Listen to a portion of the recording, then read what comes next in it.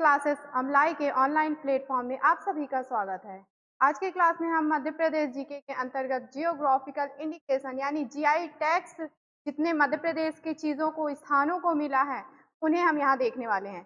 हिंदी में कहेंगे तो भौगोलिक संकेत क्या कहलाते हैं। देखिए, कोई भी स्थान हो, कई ऐसे स्थान होते हैं किसी न किसी विशेष क्षेत्र के कारण या किसी विशेष वस्तु के कारण जो है उस जगह की अपनी अलग पहचान बन जाती है। इसकी वजह से वो देश में प्रसिद्ध हो जाता है, तो उसको फिर अलग से पहचान देने के लिए जीआई टैग का दर्जा दिया जाता है। तो मध्य प्रदेश में किन-किन चीज़ों को के लिए, किन क्षेत्रों को, किन जगहों को जीआई टैग प्रदान किया गया है, वो हम आज की क्लास में देखने वाले हैं।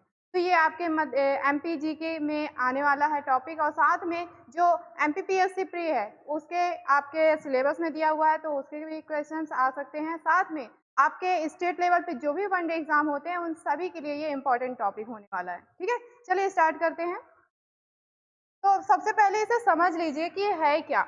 विशिष्ट क्षेत्र में दिया जाता है, यानी यह टैग खास भौगोलिक क्षेत्र में बने उत्पादों के लिए, यानी किसी विशेष वस्तु के लिए जो किसी विशेष क्षेत्र से निकल के आ रहा है, उसकी पहचान है वहां से। ठीक है, उसके लिए प्रदान किया जाता है गुणवत्ता और पहचान के आधार पर, मतलब उसकी विशेष गुणवत्ता। जैसे कोई भी वस्तु बहुत सारी, जैसे साड़ियों की बात करें, हम चंदेरी की साड़ी देखते हैं, महेश्वरी की साड़ी देखते हैं, तो अलग अलग अपनी पहचान होती है अपने क्षेत्र के आधार पे।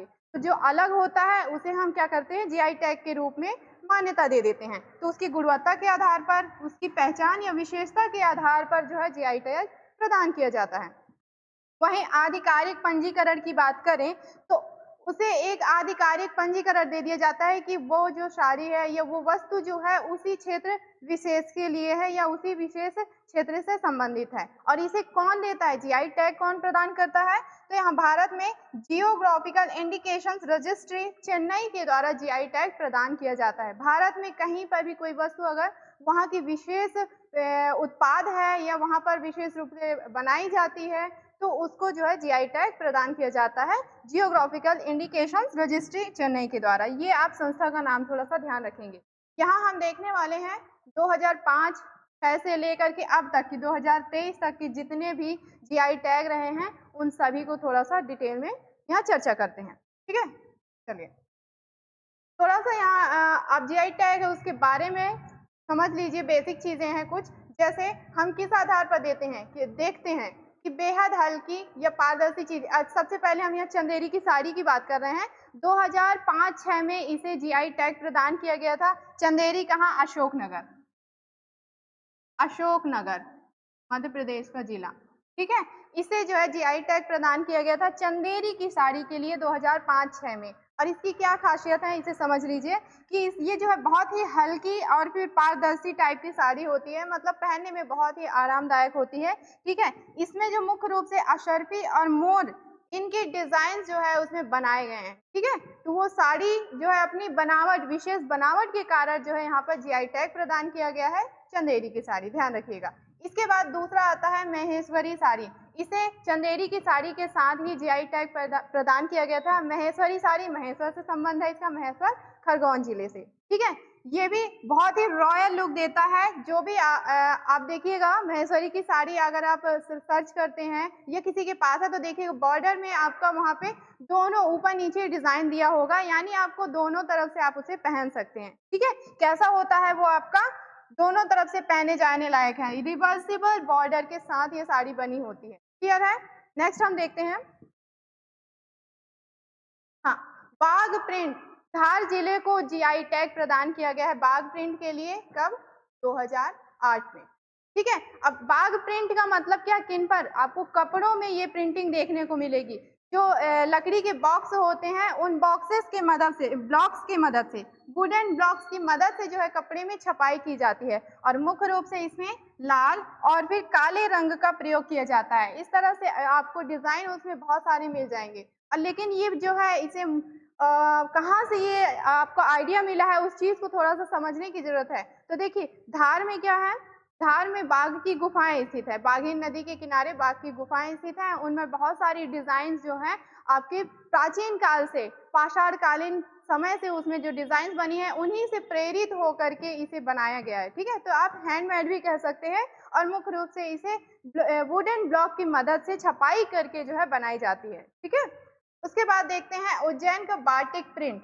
ये भी कपड़े में किया जाने वाला एक प्रकार की कलाकारी है और हैंडमेड होता है ये। ठीक है, तो उज्जैन को जीआई टैग प्रदान किया गया है बाटिक प्रिंट के लिए। कैसे किया जाता है, तो देखिए कपड़ों में क्या किया जाता है, मोम की परत, डिजाइन के साथ मोम की परत लगा दी जाती है और जहां जहां पर उन्हें डिजाइन चाहिए होती है वहां वो मोम की परत लगा देते हैं। उसके बाद कपड़े को कलर में डुबोया जाता है, तो जहां भी मोम की परत होगी वो हिस्सा जो है कलर से छूट जाता है, यानी कलर वहां पे नहीं लगता और बाकी हिस्सों में कलर लग जाता है, जिसकी वजह से कुछ इस प्रकार की आप इमेज देख पा रहे हैं, कुछ इस प्रकार की डिजाइन जो है उभर के आती है, जो बहुत ही यूनिक और बहुत अच्छा लगता है। ठीक है, तो ये है बाटिक प्रिंट जो कि उज्जैन में ये मुख्य रूप से बनाई जाती है, इसलिए उज्जैन को बाटिक प्रिंट के लिए जीआई टैग प्रदान किया गया है। क्लियर है, चलिए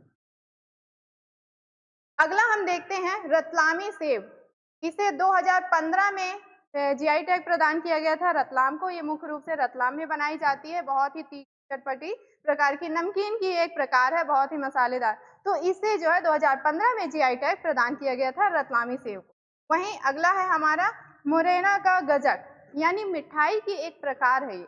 ठीक है, मिठाई की एक प्रकार है, गजक के नाम से जाना जाता है, जिसे अब मुरैना में बनी है तो मुरैना गजक के नाम से जानी जाती है। जितने भी और भी जगह पे गजक बनती है उनके अपेक्षा यहाँ जो है बहुत अलग तरह से उसे बनाई जाती है। उसमें जो प्रयोग किया जाता है वो क्या होता है आपका तिल और गुड़, इनका प्रयोग करके बहुत ही अच्छी मिठाई बनाई जाती है। ठीक है, गजक 2018 में जो है इसके लिए मुरैना को जीआई टैग प्रदान किया गया था। कितनी चीजें क्लियर हो गई।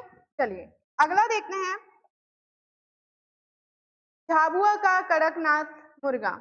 ठीक है, बहुत ज़्यादा फेमस है, बहुत लोग जो भी नॉन वेजिटेरियन है बहुत इसे पसंद करते हैं और मुख्य रूप से झाबुआ में ये पाया जाता है। ठीक है, और हाँ, झाबुआ में इसे काला सोना के रूप में कहा जाता है, नाम उसका दिया गया है काला सोना। क्यों, क्योंकि ये बहुत कॉस्टली आती है और हेल्थ के लिए बहुत ही अच्छी होती है। क्यों होती है, तो इस चीज़ को भी समझ लीजिए, इसमें जो फैट होता है या कोलेस्ट्रॉल होता है बहुत ही कम मात्रा में होती है, प्रोटीन्स की मात्रा बहुत ज़्यादा होती है। ठीक है, और अगर इसकी पहचान की बात करें, खासियत कैसे आप पहचानेंगे, तो वो ऊपर से पूरा काला दिखाई देगा आपको। ठीक है, और ऊपर से तो होगा ही, तो अंदर से भी क्या होगा, जो भी उसकी मांसपेशियां हैं और खून वो भी बहुत ज्यादा गहरे गाढ़े रंग में होने के कारण एकदम लगभग काला ही दिखाई देता है। ठीक है, और स्वास्थ्य के लिए बहुत ज़्यादा लाभदायक है, इसलिए भी लोग इसे पसंद करते हैं और साथ में टेस्ट भी इसका बहुत अच्छा होता है, कहते हैं खाने वाले। ठीक है, चलिए इसकी उत्पत्ति क्षेत्र मैंने बता दिया, कहाँ मुख्य रूप से झाबुआ अलीराजपुर साइड मिलता है।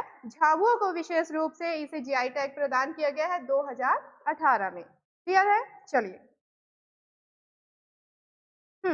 अगला है रीवा का सुंदर रजा मैंगो।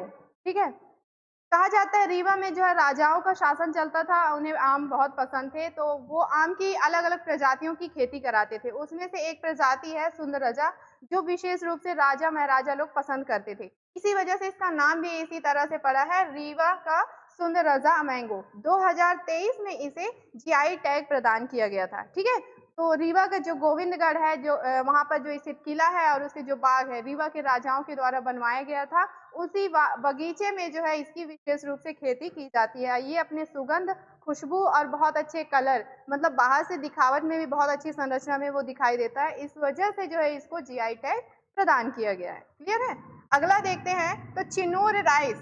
ठीक है, चिनूर राइस कहाँ पे, बालाघाट क्षेत्र में उगाया जाता है मुख्य रूप से। यह अपने बेहद मुलायम, मतलब पकाने के बाद बहुत ज्यादा मुलायम और सुगंध और इसकी जो खुशबू है बहुत अच्छी आती है, साथ में खाने में भी बहुत स्वादिष्ट होता है। इस वजह से चिनूर राइस को जो है जीआई टैग प्रदान किया गया है। किस क्षेत्र को, मुख्य रूप से बालाघाट क्षेत्र में ये उगाई जाती है। क्लियर है, तो और भी कुछ यहाँ पर मध्य प्रदेश के जीआई टैग से रिलेटेड वस्तुएं हैं, उन्हें भी हम समझ लेते हैं। साथ में सरबती गेहूं की बात करते हैं, तो सरबती गेहूं के लिए मध्य प्रदेश के सीहोर जिले को जीआई टैग प्रदान किया गया है। ठीक है, अब देखिए आप जो नॉर्मल शरबती का मतलब है शरबत से बना है ये, शरबत जो कि मीठी होती है, ठीक है? अब जो नॉर्मल आप गेहूँ लाते हैं उससे आटा बनाते हैं और आप क्या करते हैं रोटी बनाते हैं, खाते हैं, ठीक है? लेकिन अगर आप शरबती गेहूँ से आटा बना कर के उसकी रोटी खाते हैं, तो उसका स्वाद आपको देखिएगा नॉर्मल जो दूसरे गेहूँ है उससे थोड़ा अलग होगा, थोड़ा मीठा होगा। इसी वजह से इसका नाम जो है कैसा शरबती गेहूँ पड़ा है। बहुत ही सॉफ्ट रोटी बनती है इससे। कहाँ मिला है ये? तो सीहोर जिले में मुख्य रूप से इसे उगाई जाती है, ठीक है? अगला देखते हैं मालवा का गार्लिक, ठीक? मालवा मतलब उस साइड आपका मंदसौर, नीमच ये जिले हो गए। यहाँ पर आपको मालवा का गार्लिक बहुत ज़्यादा प्रसिद्ध है, उसके लिए जो है इसे जीआई टैग प्रदान किया गया है। तो नॉर्मल जो लहसुन और भी क्षेत्र में होते हैं उसके अलावा यहाँ पर जो उगाई जाती है उसकी खासियत क्या है कि उसकी जो गंध है बहुत तीखी होती है, तेज होती है और मसाले के रूप में तो प्रयोग की जाती है और उसकी जो कलियाँ होती है, देखिए लहसुन जो है बहुत सारे कलियों के रूप में होती है, गुच्छों के रूप में होती है, तो इसकी हर एक कली जो है बहुत बड़े होते हैं, इसलिए उसको अलग पहचान दी गई है और यहाँ कहाँ पे उगाई जाती है? मालवा में, ठीक है? चलिए, इसके बाद है खरगोन का चिली। खरगोन में जो पाई जाती है मुख्य रूप से मिर्ची वो बहुत ज़्यादा तीखी होती है, लाल होती है, इसके लिए उसे जीआई टैग प्रदान किया गया है, ठीक है? अगला देख लेते हैं। हाँ, सबसे इम्पोर्टेंट भी है ये हमारे जो कला और संस्कृति की पहचान कही जाती है गोंड पेंटिंग, ठीक है? हमारे यहाँ जो जनजातीय क्षेत्र क्योंकि हम मध्य प्रदेश में रह रहे हैं, मध्य प्रदेश हमारा जनजातीय विशेष वाला क्षेत्र कहलाता है, ठीक है? तो यहाँ पाई जाती है गोंड पेंटिंग 2011 में इसे जीआई टैग प्रदान किया गया था। कहाँ पे? तो जहाँ पे आदिवासी बाहुल्य क्षेत्र है हमारा डिंडौरी, बालाघाट, मंडला ये वाले क्षेत्र हो गए, यहाँ पे ये मुख्य रूप से पाई जाती है, यहाँ की अपनी पहचान है। कैसी होती है? तो देखिए, यहाँ पे थोड़ा-सा इसके बनाने का पैटर्न बता दूँ तो कैसा होता है इसमें आपको कि बिंदुओं और रेखाओं का प्रयोग किया जाता है, ठीक है? मतलब डॉट्स का और लाइन्स का ही प्रयोग करके इस पेंटिंग को तैयार की जाती है, अलग-अलग कलर के माध्यम से प्रयोग की जाती है। हैंडमेड होती है ये, ठीक है? क्या किया जाता है इसमें? प्रकृति हो, पेड़-पौधे, जीव-जंतु इन सभी को बहुत ही सुंदर तरीके से यहाँ पर दिखाया जाता है बना करके। आप बैकग्राउंड में एक जो है इमेज की छवि देख सकते हैं, कैसे मोर है, हिरण है, पेड़-पौधे हैं, मछली इन सभी को केवल डॉट और लाइन्स के माध्यम से इन डिज़ाइन्स को तैयार किया गया है। क्लियर है? तो इसके लिए जीआई टैग 2011 में प्रदान किया गया था, मुख्य रूप से डिंडौरी जिला। हाँ, इसके बाद 3 अलग-अलग जो आपको यहाँ पर मिल जाएँगी, ये शिल्प कला के क्षेत्र में जो है जीआई टैग प्रदान किए गए वस्तुएँ हैं। कौन-कौन सी हैं? जैसे स्टोन क्राफ्ट ऑफ एमपी। कहाँ पे ये पाया जाएगा मुख्य रूप से? तो आपको पता है जो ग्वालियर और जबलपुर है, ये मुख्य रूप से संगमरमर के लिए जाना जाता है। इधर संगमरमर के पत्थर बहुत ज़्यादा पाए जाते हैं, तो उन पत्थरों को क्राफ्ट करके उनसे मूर्ति बनाना, बिल्डिंग्स बनाना, ये सभी जो है यहाँ बहुत ज़्यादा फ़ेमस है और बहुत ज़्यादा मध्य प्रदेश के अन्य जिलों में, अन्य क्षेत्रों में भी पत्थर जो है यहीं से पहुँचाए जाते हैं क्योंकि कई रंगों के पत्थर जो है यहाँ पर पाए जाते हैं, ठीक है? तो इसके लिए जबलपुर, ग्वालियर इन्हें जो है जीआई टैग प्रदान किया गया है। नाम ध्यान रखिएगा, स्टोन क्राफ्ट ऑफ एमपी के लिए जीआई टैग प्रदान किया गया है। रॉट आयरन क्राफ्ट की बात करते हैं तो आदिवासी बाहुल्य क्षेत्र में ये पाया जाने वाला क्राफ्ट है, ठीक है? शिल्प कला से रिलेटेड है। इसमें क्या किया जाता है कि आयरन यानी लोहे का प्रयोग करके लोहे को यहाँ पर ढाल करके अलग-अलग आकृति, अलग-अलग मूर्ति या स्वरूप दिया जाता है और इसके लिए जो है आदिवासी बाहुल्य क्षेत्र कौन-सा है आपका? यही डिंडौरी, बालाघाट, मंडला सॉरी बालाघाट, मंडला। दिखाई नहीं दे रहा होगा जिला, मैं बोल रही हूँ। आदिवासी बाहुल्य क्षेत्र कौन से हैं आपके? डिंडौरी, बालाघाट, मंडला इन क्षेत्रों में मुख्य रूप से इसे आदिवासी बाहुल्य क्षेत्र के जो लोग हैं, जनजातीय लोग हैं, उनके द्वारा इसे बनाया जाता है, ठीक है? चलिए, आगे बढ़ते हैं। बेल मेटल वेयर ये पीतल और कांसे का प्रयोग करके डिज़ाइन की जाने वाली है, मतलब उन धातुओं को मिला करके उनसे मूर्तियाँ बनाई जाती हैं, अलग-अलग तरह के आपको पिलर्स वगैरह डिज़ाइन करके मिल जाएँगी और भी दूसरी चीज़ें वगैरह इससे बनाई जाती है। तो इसके लिए कौन-सा आपका टीकमगढ़, छतरपुर, झाबुआ ये क्षेत्र, ठीक है? 1 मिनट। हुँ, जिले कौन-कौन से आ जाएँगे इसमें? टीकमगढ़, छतरपुर, झाबुआ आदि। इन जिलों में मुख्य रूप से बेल मेटल वेयर इनसे बनी हुई वस्तुओं को प्रयोग किया जाता है, जिसके लिए जीआई टैग प्रदान किया गया है मध्य प्रदेश के इन जिलों को। क्लियर है इतनी चीजें? चलिए लास्ट है, कुछ चीजें और रह गई हैं, उसे देख लीजिए। जैसे वारासियोनी हैंडलूम, ठीक है, ये हाथ से बनी हुई चीजें होती हैं। क्या किया जाता है उसमें? हाथ से जो वस्तुएं होती हैं या कपड़े होते हैं उन पे डिजाइन किया जाता है, उन्हें ही क्या कहा जाता है? हैंडलूम होता है ये। कैसे डिजाइन की जाती है उसमें? तो जो भी आपके हाथ में जो पारंपरिक कलर होते हैं, पारंपरिक चीजें होती हैं, उन लकड़ियों से बनी धातुएं होती हैं, उनसे मिला करके कपड़ों पे डिजाइन बनाई जाती है, ठीक है। तो इसके लिए कौन सा जिला आपका फेमस है? तो बालाघाट, इसे ध्यान रखिएगा, बालाघाट जिला मुख्य रूप से इसके लिए प्रसिद्ध है, यहाँ पे इसे तैयार किया जाता है, ठीक है। दूसरा है आपका हैंड वूमेन कारपेट की बात करते हैं, तो ये मुख्य रूप से मध्य प्रदेश के कौन से क्षेत्रों में पाए जाती है? उज्जैन वगैरह इन जिलों में यहाँ पे तैयार किए जाते हैं। कैसा होता है ये ध्यान रखिएगा, कारपेट जो होती है हाथ से बुनी हुई कारपेट तैयार की जाती है, कपड़ों के माध्यम से तैयार की जाती हैं। कहाँ? ये मुख्य रूप से उज्जैन जिले में ये तैयार किया जाता है। इसके लिए जीआई टैग प्रदान किया गया है।